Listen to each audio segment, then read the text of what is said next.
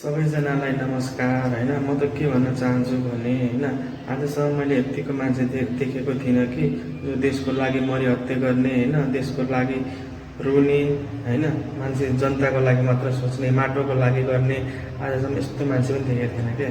म हर्क साङपाङजी हेर्नु त त्यसको लागि रोइरहनु भएको छ क्या।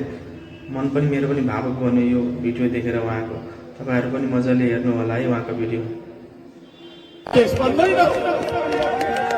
म सबैलाई अनुरोध गर्न चाहन्छु, झगडा गर्नु रोक्नुहोस्। अब झगडा गर्नु रोक्नुहोस्, काटमार गर्नु रोक्नुहोस्, श्रमदानमा जोडिन आउनुहोस्। को नेता बन्ने, को ठुलो बन्ने भन्ने कुरा छोडिदिनुहोस्। हर्कसँग नेता बन्न खोज्यो भन्नु होला, होइन म नेता सेता तपाईँभन्दा फाटेको लुगा लगाएर आएको म तपाईँभन्दा 10 कुरा धेरै काम गरिरहेको छु।